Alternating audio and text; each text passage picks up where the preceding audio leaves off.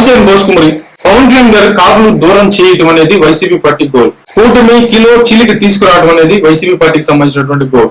దీనికోసం కొంతమంది ఇన్ఫ్లుయెన్సర్స్ ను ఉపయోగించి విపరీతంగా అంటే తలాతోకలేటువంటి విధంగా మాట్లాడిస్తూ లేనిపోని బురద జరిగేటువంటి ప్రయత్నం, కాపుల్లో చిలికి తెచ్చేటువంటి ప్రయత్నం, కాపుల్ని ఒక రకంగా చెప్పాలంటే మభ్య పెట్టేటువంటి ప్రయత్నం చేసేటువంటి పరిస్థితులు అయితే ఉన్నాయి. ఇక లేకపోతే ఒక ఎగ్జాంపుల్ చెప్పాలంటే పవన్ కళ్యాణ్ గారిని ఓడించాలంటే వంగా గీత గారికి డిప్యూటీ ఇస్తా అని చెప్పేసి ఆ రోజులో జగన్మోహన్ రెడ్డి గారు ఎన్నికల ప్రచారంలో లాస్ట్ రోజులో చెప్పేటువంటి పరిస్థితి.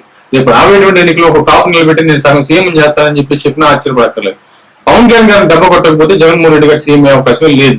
అవకాశమైనా కూడా ప్రజల్లో జగన్మోహన్ రెడ్డి గారికి ఉన్నటువంటి వ్యతిరేకత నాకు తెలిసి ఇప్పట్లో పోయిద్దని అయితే మాత్రం నేను అనుకోవట్లేదు. బాధ అసలు సమస్య లేదు, దాంట్లో భయాందోళనకు గురైపోయారు ప్రజలంతా కూడా.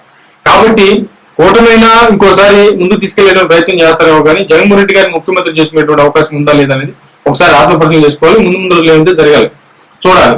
బట్ ఏమైనా సరే పవన్ కళ్యాణ్ గారిని అడ్డుకోవాలి అని అంటే కాపులకి ఆయన దూరం చేయాలి, కూటమికి దూరం చేయాలి. పవన్ కళ్యాణ్ గారిని ఒంటరి చేస్తే తప్ప జగన్మోహన్ రెడ్డి గారి గెలవరు, ఆయన సీఎం కావాలనేటువంటి ఏకైక ఉద్దేశంతో విపరీతంగా దిగజారిపోతూ కాపులు అవమానిస్తున్నటువంటి పరిస్థితులు అయితే ఉన్నాయి. ఒకటైతే క్లారిటీ, కాపు సామాజిక వర్గానికి తెలియదా మాకు రాజ్యాధికారం దక్కాలి, మాకు అన్ని అర్హతలు ఉన్నాయి, మాకు రాజ్యాధికారం దక్కాలి అంటే పవన్ కళ్యాణ్ గారి వల్ల మాత్రమే సాధ్యమవుతుంది అనేటువంటి విషయం వాళ్ళకి తెలియదా?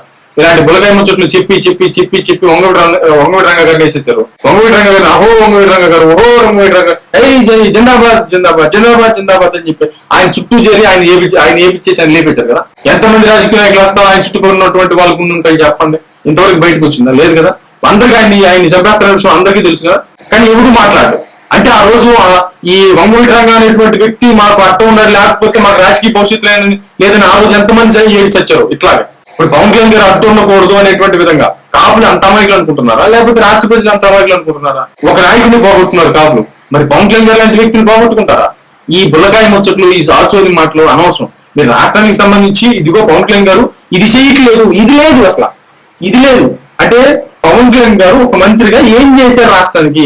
ఇదిగో ఈ శాఖలో ఆయన ఏం చేశారు? అభివృద్ధి పంచాయతీరాజ్ శాఖలో ఆయన ఏం చేశారు? సైన్స్ అండ్ టెక్నాలజీలో ఏం చేశారు? ఆయన తీసుకున్నటువంటి శాఖలో ప్రజలకు ఏం చేశారు? ఇదిగో ఈ అవినీతి జరిగింది, ఇదిగో ఈ మరక ఉంది, ఈ ప్రాబ్లం ఉందని చెప్పేసి ఏ రోజన్నా ఎవరన్నా ప్రశ్నించిన మాటలు ఉన్నాయా? అబ్బే కాపుల్ని ఆయన గుడికిని చేపిస్తున్నాడు, జన సైనికులు జెండాలు మోస్తున్నారు, వేరే రకమైన జెండాలు మోస్తున్నారు, ఆయన ఈ సీఎం కాకపోతే వేరే వాళ్ళని సీఎం చేయడానికి ఉన్నాడు. ఈ సొల్లు తప్ప రాష్ట్రానికి పవన్ కళ్యాణ్ గారు ఎలాంటి పరిపాలన అందిస్తున్నాడు, అసలు ఆయన పరిపాలన చేతగానే కూడా మాట్లాడలేదు. కనీసం అట్లా మాట్లాడితే కొంచెం ఓకే రైట్, ఆయన ఏం తప్పు చేస్తుంటే మనల్ని చూడొచ్చు. అది కాదు ఆయన పరిపాలన, లేకపోతే ప్రభుత్వం ఇది కాదంట. కాపులంట లేస్తే కూటమంట, లేస్తే పవన్ కళ్యాణ్ గారు రాజకీయాలకు వేస్ట్ అంట. ఎన్నాళ్ళు ఈ సొల్లు చెప్తారు, ఎన్నాళ్ళు ఈ నాటకాలు? ఇది కరెక్టా? కాపులకు అన్ని తెలుసు, మరే వద్దు.